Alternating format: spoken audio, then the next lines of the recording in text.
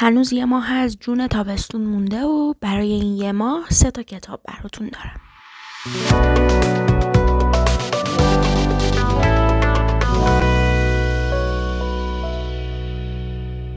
کتاب اول کتاب اداره پست از بوکوفسکی که یه داستان خیلی ساده از یه آقاییه که چون که بیکار بوده میره به عنوان نیروی علالبدل اداره پست استخدام میشه و کم کم به عنوان پستچی کار خودش رو شروع میکنه و توی این حین یه سری داستانهای بامزه و خنده‌داری اتفاق میفته که این آقا مجبور میشه که کارش رو عوض کنه و بعد دوباره دلش برای کارش تنگ میشه و خلاصه که داستان اصلی خیلی داستان مهمی نیست، اما هر فصلش و هر داستانش یه ماجرای بامزه و خنده‌دار و طنز داره.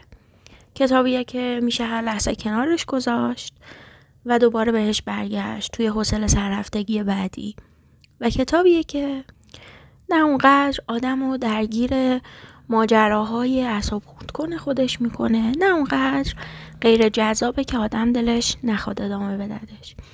کتابیه که به نظر میاد یه سری مجموعه داستان کوتاه باشه اما ماجراهای یه پستچی که اولش به کارش علاقه خاصی نداره و حتی از کارش متنفره اما مجبوره که این کار رو ادامه بده و ماجراهایی که بین پستچی ها در اداره های پست مختلف اتفاق میفته. شبیه دفتر خاطرات یک پستچیه.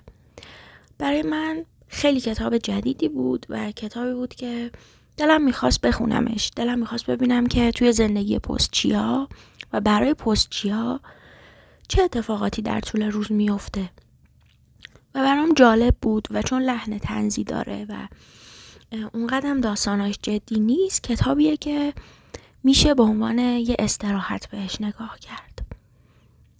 کتاب بعدی که قبلا هم راجع بهش صحبت کردم کتاب زن فروشنده که توی فضای ژاپن اتفاق میفته، فضایی که من عاشقشم، خیلی های دیگه هم عاشقشن و میتونه به عنوان یه مسافرت تخیلی در نظر گرفته بشه. کتاب زن فروشنده راجع به خانومیه که توی یک مغازه همه چیز فروشی و مغازه بزرگی کار میکنه و عاشق کارشه و ذهنش موقع اون کار آرومه. خانومی که در دنیای واقعی، در دنیای بیرون از اون مغازه شاید اونقدر توسط جامعه پذیرفته نشده باشه. شاید آدم عجیبی به نظر بیاد با اینکه هیچ آسیبی به کسی نزده، با اینکه هیچ ضرری برای جامعه نداره، اما با نرم‌های جامعه هم سازگار نیست و برای همین شاید جامعه یه ذره بهش سخت بگیره.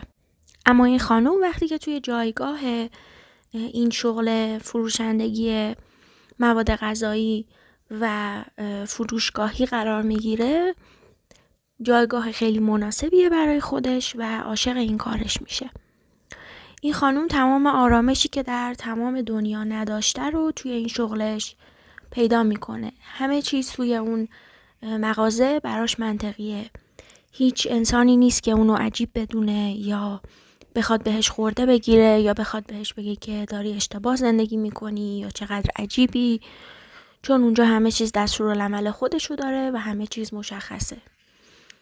داستان ذهنی خانومی رو بیان میکنه و ذهنیات خانومی رو بیان میکنه که عاشق کارشه و توی دنیایی که هیچ معنی براش نداره تونسته معنی در این شغلش برای خودش پیدا بکنه.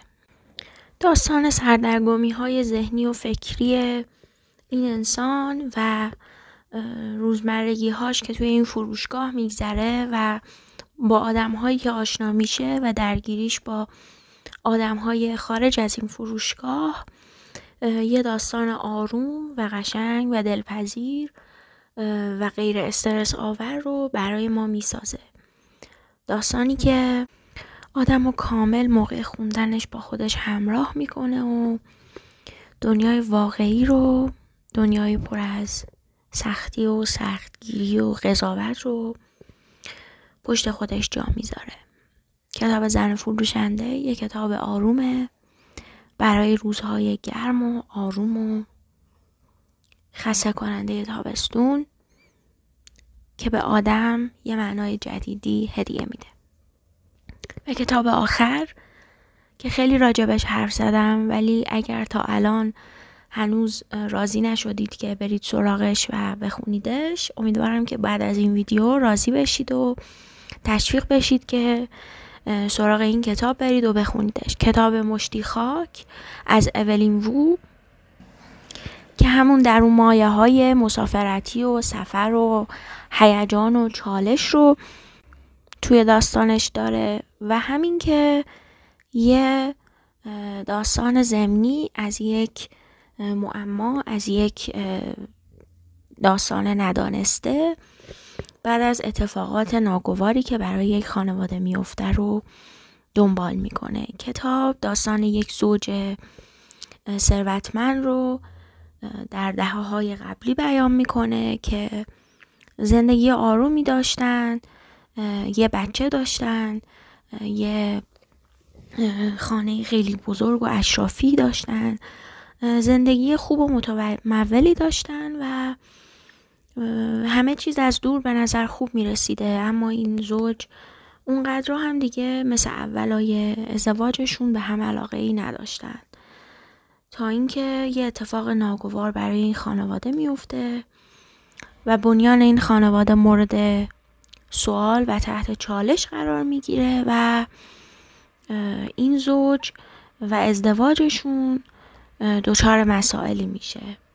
اتفاق ناگواری که میفته، اون هر چیزی که از اون چارچوب ازدواج و عشق اون زن و شوهر باقی گذاشته بود رو هم تحت لرزش قرار میده و زندگی این زن و شوهر و خانواده تحت چالش ها و اتفاقات جدید و سختری قرار میگیره و در نهایت این زوج مجبور میشن که زندگیشون رو و قراردادهاشون رو عوض بکنن و این بخش ابتدایی از داستانه و بعد از اون مسیری که این زوج میپیماین یک مسیر عجیبیه که متاسفانه من نمیتونم بیشتر از این لو بدمش، اما مسیر جدیدیه که هیچ کس فکرشو نمیکرد. کاملا از داستان ازدواج و از داستان روابط خارج میشه کتاب و وارد یک ماجرای جدید و عجیب و دوست داشتنی میشه که آدم اصلا نمیفهمه که از اون داستان خاک گرفته و بارون و هوای سرد و روابط سردتر و خانواده تحت چالش قرار گرفته شده چی شده که رسیده به اینکه این ماجراها و این ماجراجویی ها قراره سر قهرمانان داستان ما اتفاق بیفته. کتاب خیلی جالبیه، کتاب خیلی عجیبیه و آدم رو هر لحظه غافلگیر میکنه. خیلی هیجان انگیزه ولی استرس آور نیست و خوندنش واقعا لذت بخشه. ترجمه دوست داشتنی داره و اونقدر چرخش ها و نقاط اوج و نقاط چرخشی داستانی جالب و هیجان انگیزه که آدم اصلا نمیتونه زمین بگذاردش. کتاب خیلی جالبیه و خوندنش بسیار بسیار لذت بخش و پرماجراه. کتاب مشتی خاک رو پیشنهاد میکنم که حتما توی تابستون امسال بخونیدش. ممنونم که توی این ویدیو همراه من بودید. اگر این تابستون کتابی خوندید که توی تابستون مزه بیشتری داده، لطفاً توی کامنت ها بنویسید و لطفاً این ویدیو رو لایک و این کانال رو سابسکرایب کنید تا ویدیوهای بعدی. خدا نگهدار.